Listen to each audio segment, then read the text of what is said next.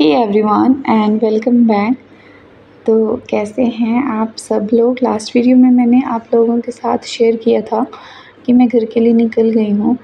तो जब भी कि मैं अब ट्रेन में बैठी ना, तो क्या हुआ कि सामान मेरा बहुत ज़्यादा था और मेरे पापा और मेरे मामा जी जैसे ही मैं सामान को सेट करने लग गए थे ना, उतने टाइम पे ही ना ट्रेन खुल गई थी। और पता क्या था कि मतलब मधुबनी में जो स्टॉपेज है ना टाइम का, वो सिर्फ 2 मिनट का है। तो आप 2 मिनट में क्या ही करोगे? प्रॉब्लम हो जाती है बहुत ज़्यादा। मतलब हर एक गेट पे इतनी ज़्यादा भीड़ होती है ना कि नहीं हो पाता है कि 2 मिनट में आप सामान भी रख लो और खुद भी बैठ जाओ, अपनी सीट ढूँढ लो, ये सारी चीज़ें। लेकिन सब लोगों ने मिल के ना मेरी सीट ढूँढ के मेरा सामान एडजस्ट करवाया और बहुत थैंकफुल हूँ मैं इस बात के लिए। क्योंकि उन लोगों की ना कहीं न कहीं रिस्पॉन्सिबिलिटी बन जाती है। जब भी मैं वापस आती हूँ तो घर से वापस आती हूँ तो सामान होता है और 2 मिनट्स का स्टॉपेज है तो बहुत कम हो जाता है। अभी देखिए, जब कि मैं यहाँ से जा रही हूँ ना, मुझे ट्रेन में बहुत ज़्यादा नींद आती है। और मैं जैसे ही पापा गए, मतलब ट्रेन खुल गई थी, जब पापा नीचे उतरे तो मैंने पापा का पैर भी नहीं छुआ। लाइक एकदम से खुल गई तो मैंने पापा को बोला, पापा उतर जाइए, मामा जी को, मामा जी आप उतर जाइए। सब लोग ना उतर गए फिर जल्दी-जल्दी में, तो मैंने किसी को पैर नहीं छुआ। और अब जबकि मैं ट्रेन में चढ़ती हूँ ना, मुझे चढ़ते ही इतनी नींद आती है। और जब मैं बैठी ट्रेन में ना, तो और पूरी बॉगी बिल्कुल खाली थी और मैं सुबह बैठी थी ट्रेन में। सुबह से ना 4-5 बजे अभी मैं उठी हूँ सो के। तो अभी तक ना कोई लोग आए नहीं थे। अब एक-एक सीट ना भरने लग गया है। तो मुझे थोड़ा-सा हुआ कि चलो, मैं सोच रही थी पता नहीं ट्रेन खाली तो नहीं रह जाएगी। फिर हस्बैंड को मैंने बोला तो उन्होंने बोला कि हो जाएगा, अभी 2 जैसे स्टेशंस होते अलग-अलग आते जाएँगे ना, तो समस्तीपुर और गोरखपुर से ना पूरा ट्रेन फुल हो जाता है। समस्तीपुर से शुरू होता है फुल होना और उसके बाद पूरा होने लग जाता है। मतलब ट्रेन वैसे थोड़ा-सा कम आता है। तो अभी जब मैं निकली हूँ ना, तो मेरा थोड़ा-सा मन भी सैड सा था। मम्मी-पापा को छोड़ के आना बहुत मुश्किल है मेरे लिए, सबको छोड़ के आना। और एक तो मुझे ना जाना बहुत ज़्यादा मुश्किल लगता है, तो इतना दूर जाने का मन नहीं करता और जब वापस आओ ना, तो फिर आने का भी मन नहीं करता रहता है। तो ये था कि जब जाओ तो आओ ना, और आओ तो फिर जाओ ना, ऐसा वाला मेरा मन होता है। फिर मुझे मन ही नहीं करता 2-3 साल की मैं घर जाऊँ। पर ऐसा पहली बार हुआ था कि मैं 2 साल से घर नहीं गई थी। वैसे मैं चली जाती हूँ, हर साल 1 बार तो जाती ही हूँ। हमारे गाँव की तरफ ना बारिश ही नहीं होती है। मतलब जब मैं वापस आई हूँ उसके बाद मम्मी ने बोला कि 1-2 दिन बारिश हुई। उससे पहले बारिश ही नहीं हुई। मौसम बनता था बारिश का, बादल-वादल छा जाते थे, लेकिन उसके बाद बारिश नहीं होती थी। पर जैसे ही हम यहाँ पे उतरे ना, तो वैसे ही मैंने देखा पूरा क्लाउडी वेदर हो रखा था। यहाँ से मैंने कैब बुक किया और हस्बैंड ने बोला था कि कैब बुक कर लेना और फिर आना। तो मैंने उबर पे भी चेक किया, जैसे भी मुझे लगा मैंने एक कैब बुक कर लिया और यहाँ से मैं जा रही हूँ। हस्बैंड नहीं लेने आए, उसका एक ही कारण था कि अगर वो, तो मेरी ट्रेन के टाइम ऐसी थी ना कि उनको फुल डे की छुट्टी चाहिए होती।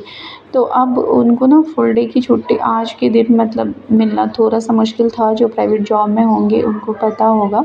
तो वो फुल डे नहीं ले सकते थे। अगर उनको इतना भी अर्जेंट है तो हाफ़ डे की ले सकते थे।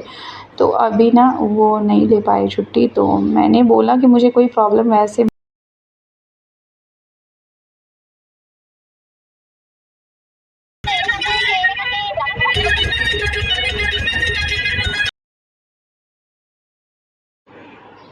तो अभी मैंने आपको दिखाया है वीडियो कि ये थोड़ा-सा ना पंजाबी सॉन्ग पे अपना वाइब कर रहे थे।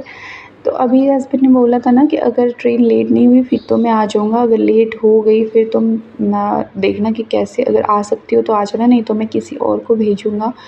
तो मैंने उनको बोला किसी को भी भेजने की ज़रूरत नहीं है, मैं खुद ही आ जाऊँगी। और सबसे बड़ी बात है ना कि उतारने में सामान ना ज़्यादा दिक्कत नहीं होती है, क्योंकि हम लोग इतना ट्रैवल करते ही रहते हैं, पता है। चढ़ाने में बहुत प्रॉब्लम आती है कि आपको बॉगी ढूँढना है और फिर मतलब रखना है अपनी सीट पे, किस बॉगी में चढ़ाना है और बहुत लिमिटेड टाइम होता है, तो उसमें दिक्कत होती है।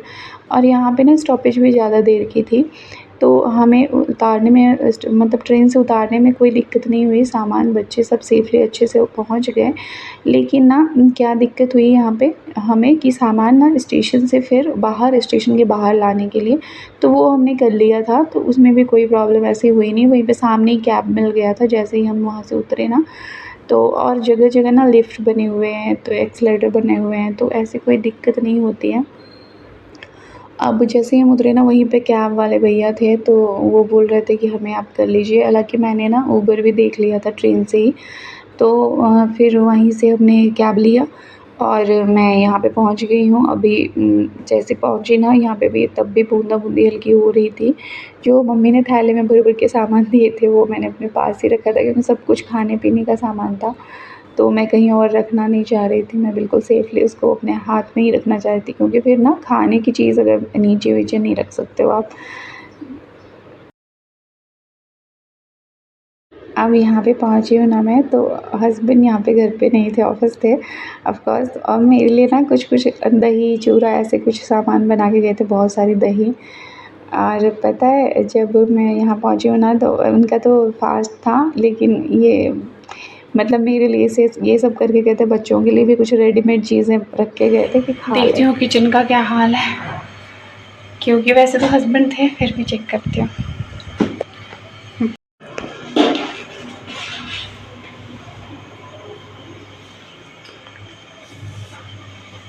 Kitchen is cleaned and inviting. अच्छा है, देखो अकेले में बहुत है, इतना भी ख्याल रख लिया तो मैं भी वैसे इतना ही रखती हूँ, बहुत ज़्यादा तो नहीं। तो चलिए ठीक है, अब नहाती धोती हूँ, मिलती हूँ आप लोगों से फिर बाद में। तो आज मैंने यही छोटा सा व्लॉग जबकि मैं घर आई हूँ तब का शेयर किया है।